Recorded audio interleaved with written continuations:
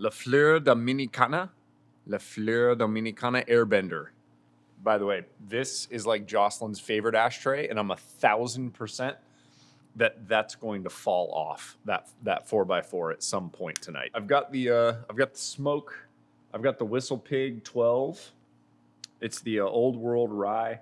I like a rye. Like everybody's, I kind of get crap for drinking a rye, but I get the same kind of crap that I got for posting the video that I posted the other day. I got all these smart people that were like, titanium's not the magic that you think it is. And you know what? They're probably right. And I get that. And there was a lot of good feedback from much smarter people than I am about the fact that titanium might not be the key. But there was some other suggestions that were super interesting, or at least I thought they were. Some of the bad comments, like just people being, I'm going to save till later, and some of them are hilarious. The one that's at the end it's an epic, like the Iliad or the Odyssey or the Bible. Like that's the last comment. Naturally, I'm going to save it to the last. By the way, I picked this spot in our house because it felt like the most pretentious spot that I could possibly pick. I drug one of Jocelyn's nice leather chairs out. I'm sitting with the fancy barn aisle behind us with the crystal chandeliers, thinking about $5,000 bows like a total douchebag. I get it. Don't worry. I understand myself. I know who I am. Braxton Bennett. Okay, sorry. Think that if there was some type of fluid like oobleck that has pockets in the riser, I think that has potential to dampen vibrations. I'm not a scientist, but I think it would work. It's an interesting idea. So some sort of like fluid maybe in the limb pockets that would dampen the vibration. Some of them I chopped short because there were little segments that like maybe the whole comment had been really good, but it had been said before. But then there was little segments. So this is one where I'm kind of stealing a part of it. Seth Johnston. I'm also wondering if we could integrate a rangefinder into the bow. Not like the Garmin sight, but a rangefinder that had a small LCD screen on the back of the riser to tell you a range. I'm going to dive a little bit deeper into this on another comment that's down deeper, but this one kind of piqued my interest a bit. Michael Ficcaro. Matthews makes a $5,000 bridge lock stabilizer system. I like that one. I like that one because it's true. Danny Dyer says the crew at Toughhead said they could make a better broadhead, but they would cost $250 each.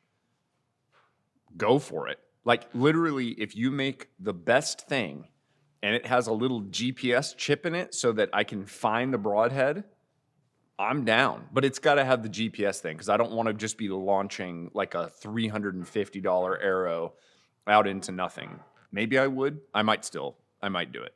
Jeffrey Damon says, a cam that has a spinning counterweight starts the recoil spin a millisecond before the actual cam spins, then locks to the cam to increase speed of the string, but at the same time decrease the amount of limb extension, which would decrease vibration. That's an interesting idea. I don't know, maybe the engineers listening to this are like, oh, this is how you would do this. I don't know how you would pull that one off, but I do think that's interesting. Mac Maka says, shit, Mac, just come to Australia. 5K gone just like that. I'm going to New Zealand in March, which is basically the exact same thing as Australia. Just kidding. It's terribly expensive, and I'm having to go with my cheap, crappy $1,400 bow, not my super bow. Robert Culpepper. I machined some mandrels for a company that made heart implants quite a few years back, and the material in these heart implants was called nitinol nickel titanium, aka memory wire. The consistency of the recoil and spring rate of this material is literally medical grade. I had a thought once that if limbs could be made from this ultralight weight material that had super precise rates of bounce and rebound, that it could be used for limbs. I searched hard and long for companies that offered this material in bar stock that would be able to be machined, but to no avail. I couldn't find anything of its kind. That's the type of path that I want to think about going down. Advanced technologies in material science where literally you're just recreating the same bow, but with better materials. Michael Abercrombie says, I would buy it, which makes sense because his last name's Abercrombie. Zipstring says, or a bow that floats in the air silently and follows you in the woods. And just by reading your thoughts, it shoots whatever critter you choose. And I was like, that's ridiculous. And then I remembered we have Elon Musk. So it is entirely possible that in our lifetimes, that's gonna happen. Brian says, "How did you get Brian as your handle? That's awesome. Like, I just want Brian." He's like old school YouTube. Chameleon colorings. We have plastics that change color as you add cold water. So let's see camo color shift on powder coatings. I'm trying to think of the practicalities and like how you would want that to be. If it's cold out, maybe the bow gets lighter. If it's hot out, like, or maybe it could sense light and it could be darker in darker areas and brighter areas. That's an interesting idea. Forrest Ernest. Definitely digging your concepts there, Brandon. A carbon fiber bow with titanium cams and a gyroscope below the grip would be sweet. They literally could build a laser rangefinder into the riser with a readout in the top back of the riser close to the sight. It would include third axis, true ballistic range, all your cut charts, a pressure plate under the grip panels. This would take weight off the sight housing of the range finding sights they have now. What if it was possible to basically eliminate the need for a sight that was actually like a mounted sight that went out front? What if there was a way to integrate that into the riser completely? What I don't know is, because I guess it would still have to shift up and down. See, this makes me rethink like the whole thing. Peep sight being round, housing having to move. Like if it was just a single pin that was more of an electronic something that was basically just mounted on the inside of the riser or integrated into the riser where the pin floated, and your peep was, I guess the peep could still be round. I don't know. You see what I'm saying? But this just gets the wheels in my head turning. And what I'm hoping is that there's people who could actually take this stuff and give it some legs and give it some life if it's a good idea. Might not be a good idea. If it's not a good idea, it's not my idea. It's that guy's idea. Billy Johnson said Tony Stark, which I assume he's talking about me being Tony Stark. And I would say no, not at all, not remotely, because I'm a dum-dum and I just kept saying titanium. And all the engineers on the feed were like, titanium's the worst idea ever. Joe Klein, I dig the innovations that help diagnose problems with us as shooters. Stuff like the Mantis Gizmo, resistance activated releases, etc. Maybe a grip that changes color with pressure. You could make a shot, look at the grip, and diagnose any grip/torque problems. Whoops, it turned dark blue on the left-hand edge of the grip. Better adjust. It makes, if that makes any sense. I appreciate that you gave like an example at the very end. That does make sense, actually. And that could probably be a thing that they came up with. I don't know, as a training aid, I wonder if that would go better on something like some of the actual like legit nicer training aids rather than the bow. But maybe it could just be a grip company that came out with something like that. I don't know. That's an interesting idea. Mark Bearfield says, totally forgot the mostest, bestest metal ever created. Vibranium from Wakanda. There you go. All we need is some vibranium from Wakanda, which is from a movie, in case you were wondering if you didn't know. I feel like my eyes are super dark, like way darker than normal. You know what? I don't even care. This is cool. This one might be the most achievable, and it could be pretty freaking amazing. So this is a good one. Hear me out. A bow with a 40 to 50 pound draw. You get to full draw, then hit a thumb switch. Then little electric servo motors crank down the limb bolts to like 90 or 100 pounds. But if you've got the let off, so you're not going to feel that much change. You fire and let go of the switch and the motors back out again. Servos and stepper motors on CNC machines can be accurate to 10 thousandths of an inch or better, so it shouldn't affect the tune. Are we getting away from this being like a man-powered compound bow? Yeah, maybe. Well, okay, maybe not maybe. Of course we are, because we're adding an electric element. But that literally could be an aftermarket mount that you were able to put on, where it was just basically maybe replacing those limb bolts with something that would be able to just back in and out the limb bolts. See, this is interesting. I don't know. Maybe you don't find it interesting. I find that kind of thing fascinating, that idea. Why are we in so far? What if we do that? Could see more of the vibe. So if you think about when you're in the back wall and you've drawn out and you're holding 20% of 50 pounds, so you're holding 10 pounds in the back wall, and it cranks it up to 100. If it could do it silently and relatively quickly, like you're holding for 5 seconds while you're literally moving on to target while it's cranking those things down, and you go from holding 10 pounds to holding 20 pounds, that's not bad. The key, I think, with that would be how fast could you do it and how quiet could you do it. But that's literally an aftermarket thing that could be mounted on the bow and it could be triggered. Let's say you had a limb stop cam that when it touched, it actually made an electrical connection that triggered those motors. See? I'm basically an engineer. The other thing that was really consistent throughout the thing was like, just get a crossbow. Like, no, we're working on innovations for people who haven't given up on life yet. Okay, and then the last positive comment was by Kurt Watkins. Name it the T1000, please. Naturally, that's what else would you call it? You would call it the T1000. All right, let's get into some of the negative comments, which some of these were hilarious. Mike Guy says, I get what you're saying, but damn. That's not bad. Like, we're kind of working into the negativity here. Kelly Skinner says, do you think you'll shoot any better with a $5,000 bow? You will not. You're focusing on the wrong things. To that I say, I can focus on two things at once, which is be better at shooting a bow and create a better bow. Because I'm not actually doing this part. Stephen Montrose. This one starts out like nice, and then he gets a little... Okay, as an engineer, this hurts my brain way too much. Titanium and aluminum, by the way, his punctuation for an engineer is terrible, and I've already fixed a couple of the words that he misspelled. Okay, as an engineer, this hurts my brain way too much. Titanium and aluminum weigh basically the same. Titanium is much more brittle, so instead of maybe denting the cam, it would shatter.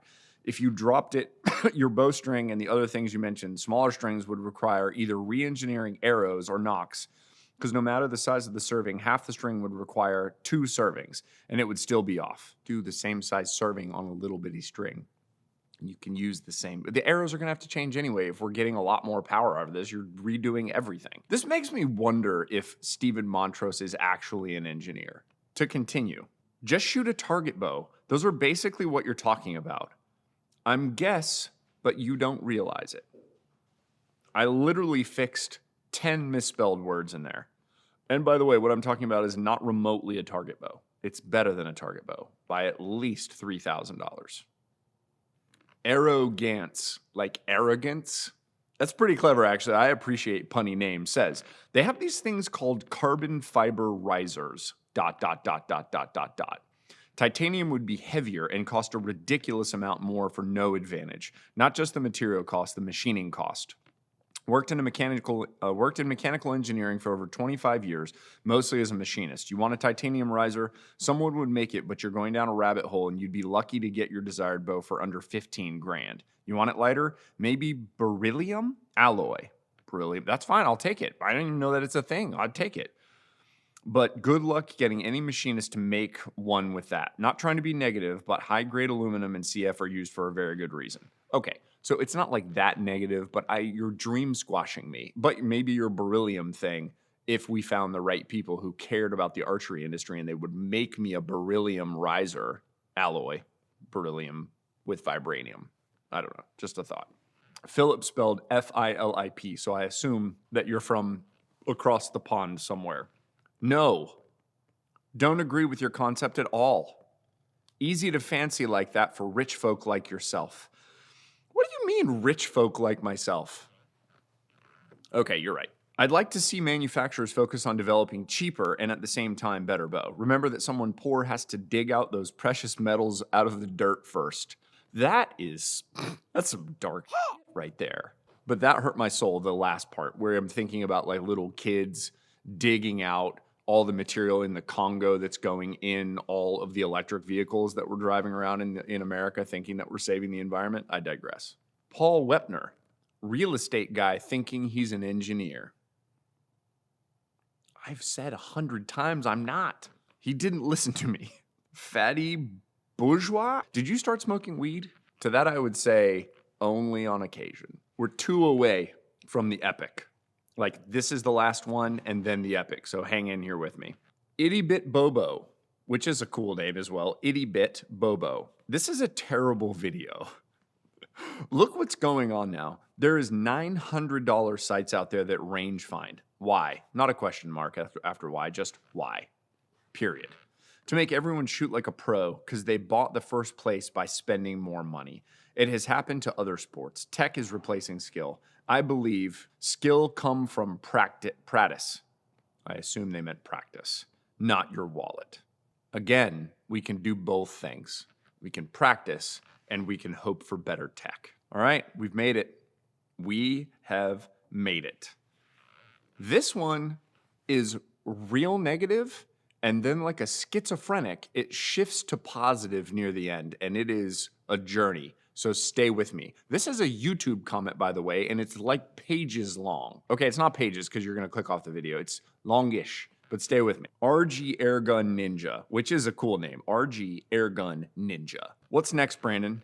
How about we just stop hunting, practicing, shooting, etc., etc., etc.? What's next?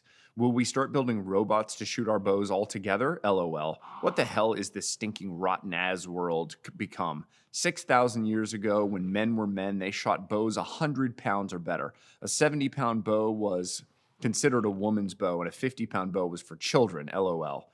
They had no cams, fancy sights, special $150 bowstrings that need replacing anyway after so many shots or years. Their bows were one piece made out of wood from tree branches they cut themselves. They shot, competed, hunted, and had a ball with that simple style, only style bow. To me, you were giving these greedy bow manufacturers to try to come up with some other bullshit. I can tell he doesn't want to swear because he spelled ass, A-Z-Z, and then bullshit, B-U-L-L-C-H-I-T. Jesus knows what's in your heart, Ninja. He knows. You're in trouble. We are indeed living in dangerous times, my brother. We are in the last days now. How much longer do you and everyone think this will go on? By the way, this is now in all caps, like he's really aggressive. When, not if. I would rather have a simple bow that doesn't have all the fancy bells and whistles that are more reasons for bows to fail eventually. Our ancestors been going to war and hunting with the simple old style bows, and they did just fine. I have to admit being a super badass, but never having the money to get my inventions to market to a market type inventor myself. That gyroscope idea is a killer idea. Bunch of exclamation points, like a half a line worth of exclamation points. I'm jealous being that I got lots of ideas myself. Didn't come up with that one for myself. Oh my God, LOL. I said all that to say this. My awesome, cool brother, instead of spending $2 or $3 grand on a bow, try practicing 200 shots a day. I know, right? That means people have to drop their bows down maybe 40 pounds, LOL, and practice, practice, practice. I personally love it when I take a Walmart special Barnett Vortex Hunter $250 retail. I know, right? LOL, and I outshoot people who have flagships from every bow company out there. Funny as it may seem, it's all in the steady eagle eyes, bow muscles, correct posture, steadiness of my execution of shots. I practice. I do my hunting and target bows down to around 40 pounds also because it's really hell to keep shooting good with your bow at full power. How many shots you get to practice will determine how good you become. Oh, we're not done. We're not done. Nor do I necessarily disagree either, by the way. We have one more paragraph. One more. Stick with me. You've made it this far. By the way, if you have made it this far, we're deep into this video. That means that I have provided you some amount of value, and I would appreciate it. We're getting very close to 20,000 subs. It'd be super cool if you subbed because I've got a goal that I'm going to implement at 20,000 subs that's like going to be pretty sweet. So if I get to 20K, the sooner that happens, the sooner you guys will get to see the cool thing that I'm going to do. Brandon, are you any better now than you were with the less extravagant bows of years ago? You have bills to pay, a job to go to, a loving wife that needs some attention every day. You have lots of things going on in your life, right? You really don't have to try your best every day to get a few shots in, let alone 100, right? It doesn't matter if you've got a $60 a dozen arrow or $500 a dozen arrows. It boils down to this. Either you can shoot or you can't, LOL. Hope you had a good Christmas, my friend, and hope you and your family has the best year yet. God bless you and yours, my brother. I always enjoy your input on things and enjoy watching your videos. Stay cool, my brother. Peace out.